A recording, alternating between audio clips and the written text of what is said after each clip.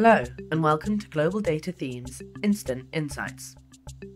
At Global Data, we define a theme as something that keeps a CEO awake at night, as businesses that invest in important themes will succeed, and those that don't will fail. Hello, and welcome to Instant Insights. I'm Emma Taylor, and today I'll be talking to thematic analyst Daniel Clarke in Thematic Intelligence about his recent article about China's industrial policy and how it's led to an argument between the US and the EU about subsidising climate tech companies.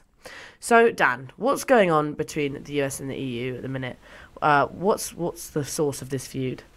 Hi Emma, great to be on. So over the past few months, the US and the EU have had a sort of slow-burning argument about subsidies for climate tech companies. And this is because the US is basically seeking to become a world leader in climate tech. And this goes for everything from climate tech like solar, wind, and energy storage and batteries, the more contemporary climate technologies, but also the future-facing ones such as carbon capture. And they've rolled out the Inflation Reduction Act in America, which will see investment in renewable energy increase to over $100 billion by 2030. But Credit Suisse actually think that the spending could reach $800 billion and $1.7 trillion if you actually include the private sector spending, which uses state-funded loans and grants. So rightfully, this has annoyed the EU, which has quite a strong position in some of the aforementioned industries. And it will take a toll on quite a few EU companies and maybe even make entire EU industries uncompetitive. And that's basically forcing the EU to respond and to roll out a large package of subsidies as well, just to keep their industries competitive.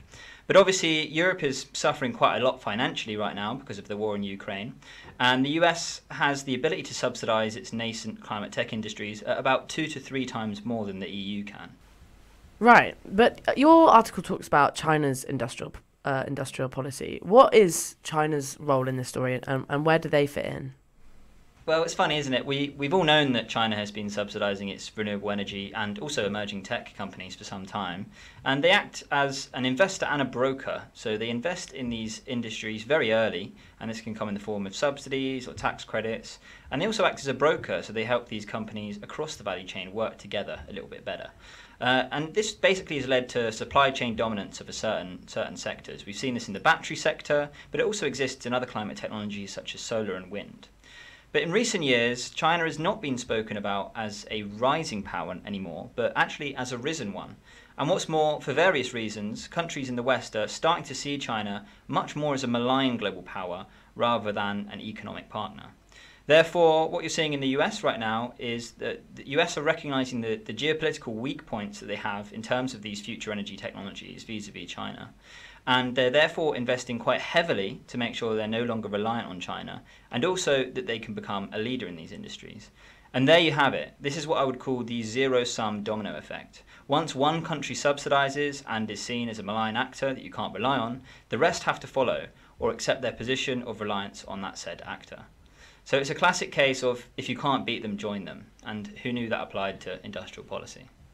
And in your view, where will this end? Like, what will be the outcome of all these arguments? Well, it's a really interesting one. I think the EU has a point here. The EU Trade Commissioner, I think he's right when he said that the US and the EU should work on building, quote, transatlantic value chains. And let's be frank here, I think this is really like an America first climate friendly policy. It has little regard for Europe and its nascent climate tech industries. But the Americans might ask, why should it? I mean, the Biden administration is seeking the sort of economic growth achieved by the Trump administration, albeit in a much more environmentally friendly way, and they need to recover from the economic hangover from COVID-19 and the war in Ukraine. And also the Biden administration is looking in the rearview mirror to Donald Trump and Ron DeSantis, and is quite paranoid over its reliance on China as well, and how those issues may play out in the next election. So the US and the EU ought to agree on the climate tech areas where they respectively have a competitive position in already, and then subsequently seek to further subsidize innovation in those areas while trading with each other. So this would give the best of both worlds. The US and the EU could reduce their reliance on China by working together on climate tech, and rather than engaging in a zero-sum subsidies race, they could actually end up trading with each other whilst also subsidising some of their industries respectively. However, if we do have a US-EU climate tech trade war, it will not just be Europeans and Americans that will be worse off, but it will also be the planet too. Yeah, worst outcome for everyone involved then. Well, thank you so much, Dan, for those instant insights.